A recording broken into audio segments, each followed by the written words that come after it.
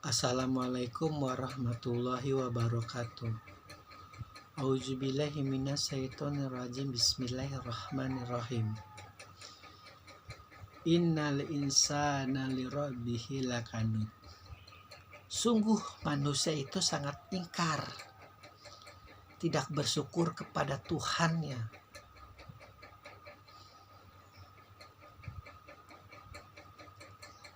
Kita sering bersembunyi di dalam kata-kata manusiawi, karena manusia adalah makhluk yang lemah, mudah lupa, lalai. Sering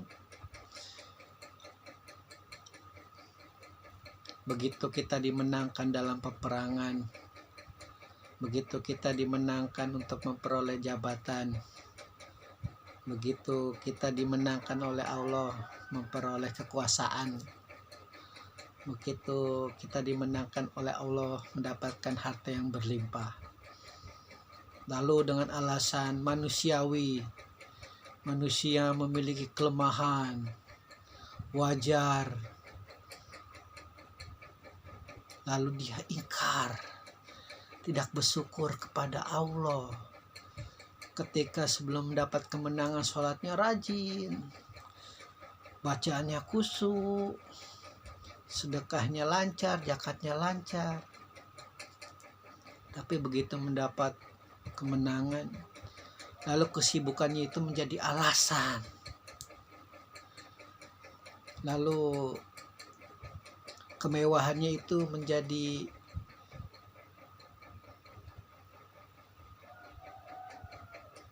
alasan untuk tidak berkonsentrasi seperti waktu sebelum meraih kemenangan, menjadi lalai. Alasan-alasan klise. Lu juga kalau ada kesempatan di depan mata, berita yang terbaru ini sampai 17 miliar di depan mata, iris kuping gua kalau enggak melakukan hal yang serupa juga. Ya alhamdulillah, bagi mereka yang tidak mendapat cobaan seperti itu, alhamdulillah, menjadi makhluk yang biasa saja.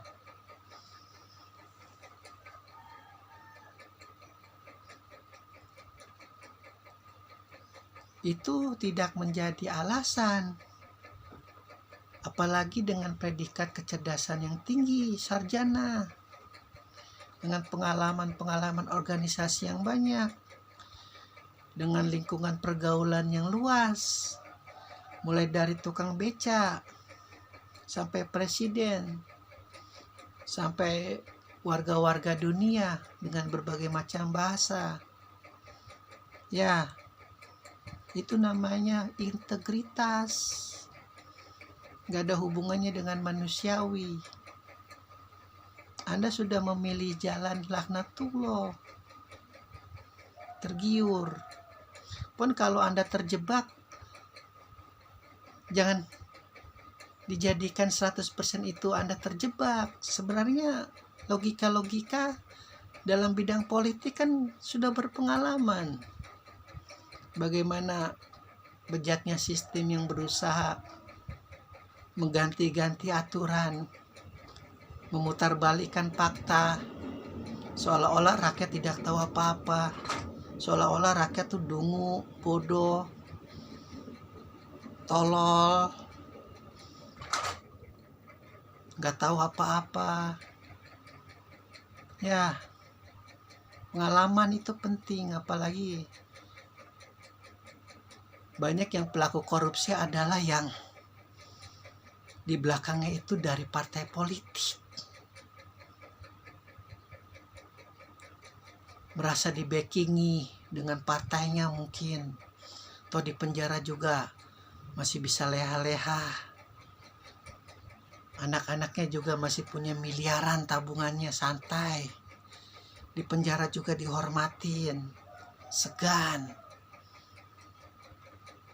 Lalu dengan pengkhotbah Injil, kalau yang Kristen dengan ustadz suci. Kalau Islam kan paling banyak mungkin dua ini kan, biang kerok kalau korupsi. Lalu merasa disucikan lagi, kembali ke jalan Allah, meneteskan air mata, dimenangkan lagi oleh Allah, keluar pun tidak menjauhi bangsat-bangsat yang mengakibatkan dia masuk ke penjara, bergaul lagi. Lalu ada yang minta nasihat nih, cara korupsi begini bagaimana, kira-kira aman tidak, jadi penasehat korupsi lagi. Terus saja kelakuannya begitu, dilalaikan karena terjebak dengan kemewahan, terjebak dengan mobil-mobil yang harus dia urus, terjebak dengan listrik yang harus dia bayar tagihannya tiap bulan, kemewahan istri-istrinya, kemewahan anak-anaknya, mau gak mau hal semacam itu. Terus ketika hari penghisapan dijadikan alasan anak istrinya sehingga dia berbuat seperti itu. Oh, tidak bisa. Di hari penghisapan gak ada alasan semacam itu. Anda memuaskan hawa nafsu diri Anda sendiri. Istri dan anak-anak Anda punya jalan hidupnya sendiri. Makanya jagalah istri dan anak-anak Anda dari api neraka yang bahan bakarnya adalah manusia. Kita ini minyak, ada api di sono.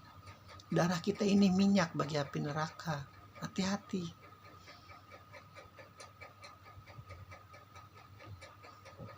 Apalagi yang suka dengan gaya-gaya operasi plastik, dengan perawatannya itu per bulan bisa ratusan juta. Mau tidak mau bergaya seperti wanita-wanita yang suka menjual harga diri, membuka aurat.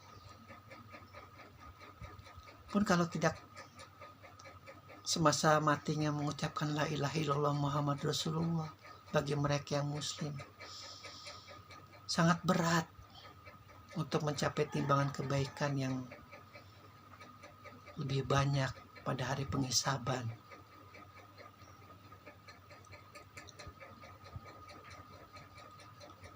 Jangan pernah putus tali Allah, la ilaha illallah Muhammad Rasulullah. Mudah sebenarnya, mudah. Tinggalkan pergaulan-pergaulan bangsat nia, iblis nia. Jangan sok keren kalau bergaul dengan mereka. Keren itu bergaul di masjid, nangis kepada Allah itu keren. Sumpah keren. Hanya mengharap pujian Allah.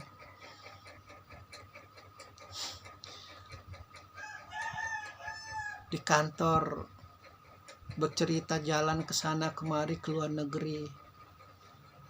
Kalau Anda pengusaha lewat harta yang halal, kalau Anda pencari rezeki, karyawan yang gemar menabung, memang waktunya bersafari, berepresi, nggak masalah.